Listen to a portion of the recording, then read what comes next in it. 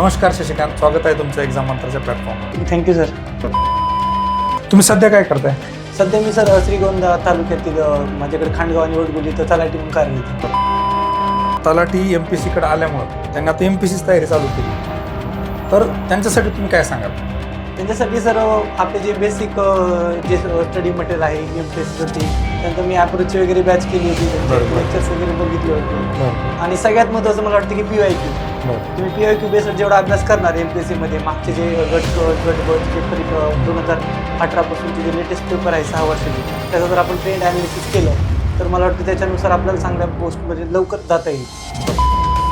बरेच जण की माझ्याकडून MPSC होईल का नाही होईल, आणि काय होतं कुणी एखादं त्यांच्या जवळचं गावातलं नातेवाईक किंवा त्या ग्रॅज्युएशनमधलं त्या बॅकग्राऊंडमधलं झालं की त्यांचा कॉन्फिडन्स वाढतो. माझे भाऊजी पोलीस निरीक्षक आहेत. अच्छा, तर त्यांच्याकडून ओके, इकडे येण्याचा सगळा विषय प्रेरणा मिळाली. त्यांच्यासोबत ज्यावेळेस कधी जायचो ऑफिस, त्याची विजिट असायची, बरोबर. त्यावेळेस मग तुम्हाला थोडी प्रेरणा मिळाली की आपण पण अभ्यासाला स्टार्ट करायचं. नमस्कार, मी ॲडव्होकेट डॉक्टर अजित दिगंबर काकडे तुमच्या सगळ्यांचं स्वागत करतो आपल्या एक्झाम मंत्राच्या या प्लॅटफॉर्मवर. आणि मागच्या काही दिवसांपासून सातत्यानं विद्यार्थी विचारत होते की सर, काही टॉपर्स जे आहेत त्यांचे मतं त्या ठिकाणी आम्हाला जाणून घ्यायला फार आवडेल की स्पर्धा परीक्षेच्या तयारी दरम्यान, म्हणजे आपण ज्याला चढउतार म्हणतो, किंवा बेसिकपासून तयारी कशी केली पाहिजे, कट ऑफ वाढत चालला आहे, पेपरची डिफिकल्टी वाढत चालली आहे, त्या अनुषंगानं सातत्यानं काही दिवसांमध्ये विद्यार्थ्यांना असं वाटतं की होईल का नाही, या फेजमधून कसं बाहेर पडायचं, तयारी कशी करायची, या सगळ्या अनुषंगानं आपल्यासोबत आज चर्चा करण्यासाठी जोडले गेलेले आहेत एक STI या पदावर विराजमान झालेले नुकतेच एक विद्यार्थी. त्यांच्याकडून आपण सगळ्या डिटेलमधल्या गोष्टी जाणून घेऊयात. नमस्कार शशिकांत, स्वागत आहे तुमचं एक्झाम मंत्राच्या प्लॅटफॉर्मवर. Thank you sir. तर शशिकांत, मला हे सांगा की तुम्ही कुठले आहात प्रॉपर, तुमचं बेसिक ग्रॅज्युएशन किंवा ज्याला आपण स्कूलिंग कुठे झालेलं आहे काय? मी सर धाराशिव जिल्ह्यातील कळंब तालुक्यातला रहिवासी आहे. माझं शिक्षण BE मेकॅनिकल झाले लातूरमध्ये MSBD इंजिनिअरिंग कॉलेजमध्ये. त्याच्यानंतर मी 3 वर्ष जॉब केला प्रायव्हेट कंपनीमध्ये. त्याच्यानंतर अभ्यासाला सुरुवात केली आणि त्याच्यानंतर हा STI मध्ये आता निवड झाली आहे 2025. बरं, तुम्ही सध्या काय करताय? सध्या मी सर श्रीगोंदा तालुक्यातील माझ्याकडे खांडगाव आणि वडगुली तर तलाठी म्हणून कार्यरत आहे. बरं.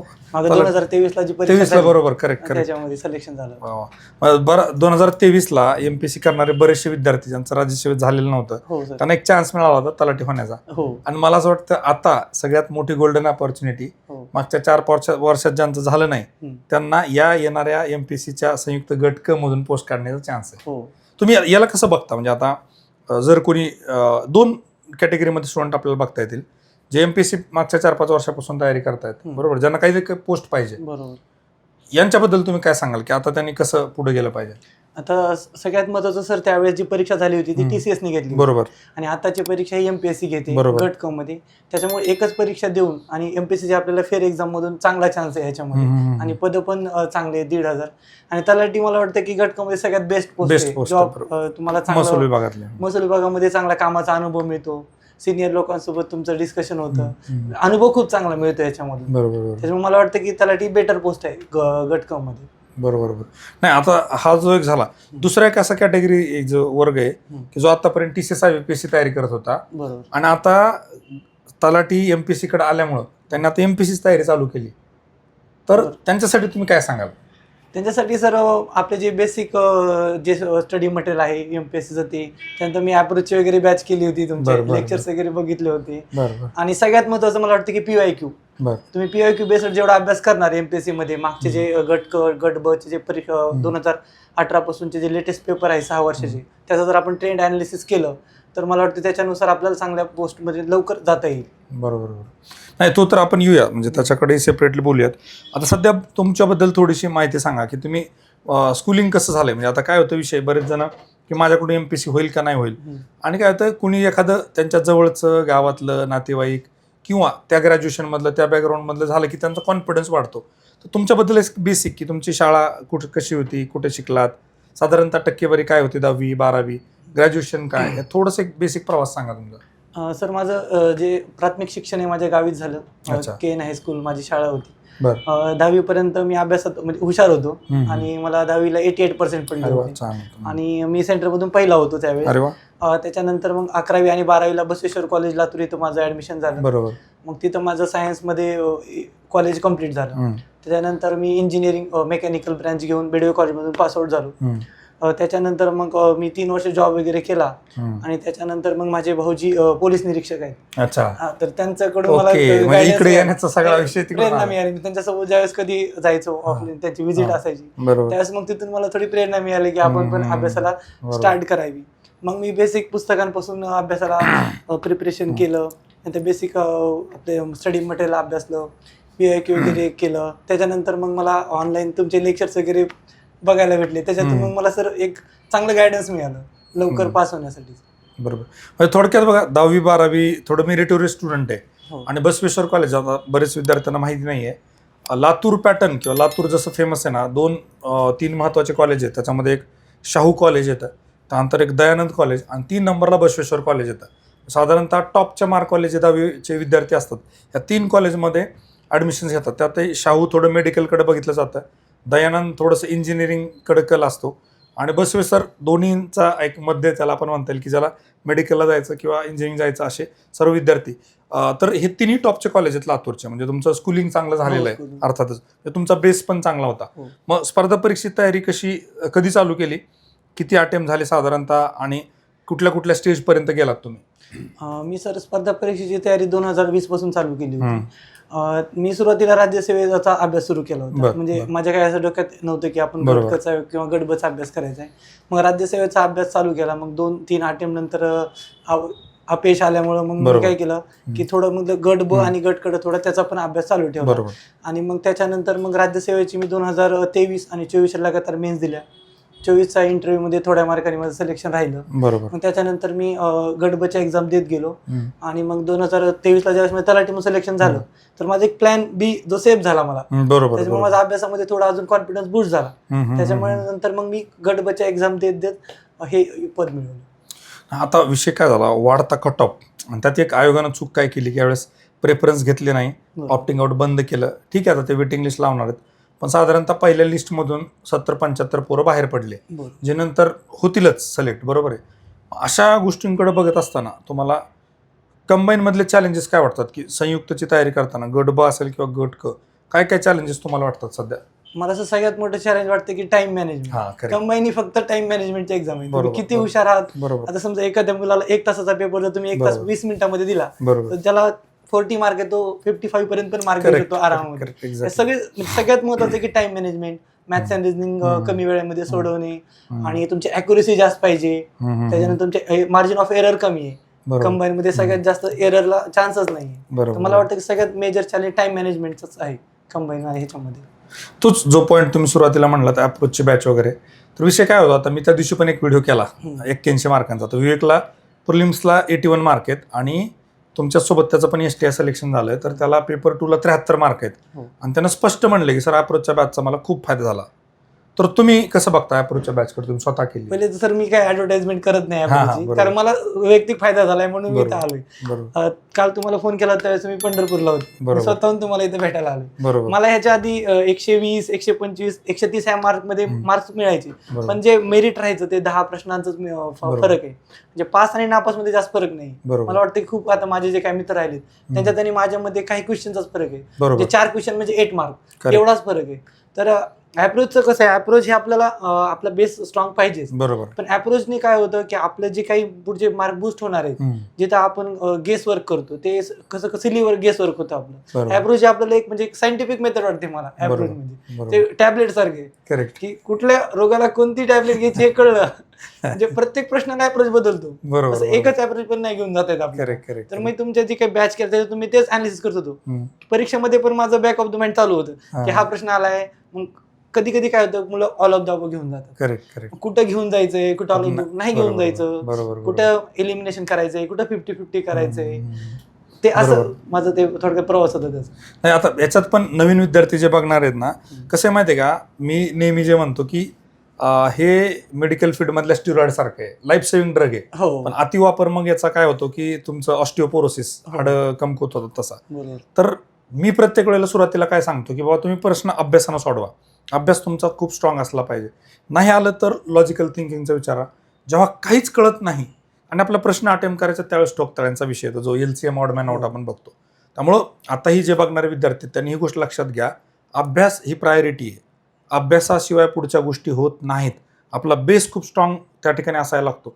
125-30 पर्यंत जाणारा विद्यार्थी ऑलरेडी आहे, त्याला बेसिक गोष्टींची जाणीव आहे, तेव्हा त्यांना चेरी ऑन द टॉप ज्याला म्हणतो आपण, की नंतर 2-2, 5-5 प्रश्न जे वाढवायचे आहेत ना, ते नंतर वाढवले जातात. त्यामुळे ही गोष्ट फार काळजीपूर्वक बघा. आणि काही जण सातत्यानं ही गोष्ट बोलतात. आता त्याच्यामध्ये काय मी जे ऑब्झर्व केलं ना, की एक वर्ग असा आहे की ज्याला फायदा झालाय आणि त्याचं सिलेक्शन नाही झाले, तो काय म्हणतो की याचा फायदा होत नाही. त्याची इन्सेक्युरिटी मला लक्षात आली ती, की हे जर दुसऱ्याला कळलं तर कॉम्पिटिशन वाढेल. आणि काही जण खाजगीमध्ये बोलतात पण याच्यामुळे कट ऑफ वाढला, त्याच्यामुळे कट ऑफ वाढला. ऍप्रोचमुळे कट ऑफ वाढलाय पण सर, ही रियालिटी तर आहेच, कट ऑफ वाढलाय. हा, तर हा जो विषय आहे ना, त्यामुळे बरेच लोक म्हणतात की नाही नाही असं काही नसतं वगैरे वगैरे. आता ते हळूहळू विवेकचे दुर्दैवाने वडील वाढल्यामुळे मी बोलू वापरायला कळलं पाहिजे ते. करेक्ट. प्रत्येक प्रश्नाला मी तेच म्हटलं की अप्रोच हा प्रश्नानुसार बदलतो. बरोबर. एकच अप्रोच डोक्यात ठेवून सगळ्या प्रश्नाला तो जर अप्लाय केला. करेक्ट. आणि त्यात दुसरी काय होतं, पोरांच्या अपेक्षा काय असते की मला 30-35 प्रश्न माझ्या एका पेपरमधले अप्रोचनं आले पाहिजे. असं नाही होत. मी कन्सिडर काय करतो की 5-7 प्रश्न आले तरी डोक्यावर पाणी. फार एखादा स्कॉलर पोरगा असेल तर तो त्याचा जास्त फायदा करून घेतो, पण एक 4-5 प्रश्न जरी आले तरी मला असं वाटतं त्यात खुश राहिलं पाहिजे. एवढ्या मोठ्या अपेक्षा ठेवून नाही चालत की तुम्ही पूर्णचे पूर्ण अप्रोचवर पास होणार, असं होत नाही. तसं बघायला गेलं ना सर, प्रत्येक 100 मार्काचा क्वेश्चन पेपर आहे. असं जर आपण एक्झाम झाल्यानंतर जर बघितलं तर 40 क्वेश्चन 100 मध्ये सोडू शकतो अप्रोच. पण परीक्षेमध्ये आपले 15 जरी लागले बस खूप झाले. 15 खूप झाले. 15 म्हणजे हेच झालं. 15-20 म्हणजे खूप फरक पडतो. बरोबर. तुमचा तलाठी या पदावर कार्यरत असतानाचा काय अनुभव आहे, कसं वाटलं तुम्हाला? तर तलाठी पोस्ट गाव लेवलला जर आपलं खूप चांगली पोस्ट आहे. गाव लेवलला आपल्याला 2-3 गावाचा चार्ज मिळतो. काही ठिकाणी जास्त लोड असेल तर जास्त पण गाव मिळतात. गाव लेवलला राहून आपल्याला बेसिकली कुठली तरी पहिल्यांदा आपल्याला पोस्ट हवी असते. तर मला वाटतं तलाठी गाव लेवलला एक कलेक्टरच पद आहे. गाव लेवलच्या ह्याच्यामध्ये आपण बोललो तर गावचा एक प्रकारे कलेक्टर ह्याच टाईपमध्ये पद आहे. नाही, ते तर आहे बघा, महसूलचं पद आहे आणि डायरेक्ट पब्लिक कॉन्टॅक्ट आहे. तो जो फील आहे ना, म्हणजे ज्यासाठी लोक स्पर्धा परीक्षेत की मला अधिकारी व्हायचं, तो तुम्हाला तिथं निश्चितपणे मिळतो. आणि थोडंसं कामाचा व्याप जास्त आहे. ज्याला असं फार निवांत लाईफ पाहिजे ना, त्यासाठी तलाठी किंवा ग्राम महसूल अधिकारी जे म्हणतो आपण, हे पद नाही आहे.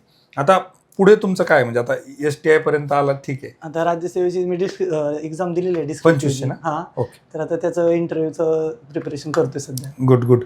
हेही चालू आहे. आणि मला असं वाटतं की आता फक्त एक ब्रीफमध्ये तुम्हाला मी विचारेल की खरं तर ही आता जी होती ग्रुप B ची one of the toughest paper होता मेन्सचा, बरोबर आहे. त्यातून STI काय, इव्हन कुठलीही पोस्ट मिळवणं हे खूप चॅलेंजिंग होतं, जेव्हा की स्टुडंट रिपीट झालेत. म्हणजे 73 अजून जर मेरिट खाली आलं तर विद्यार्थी जास्त असतील, पण पहिल्या लिस्टमध्ये तुम्ही आलात.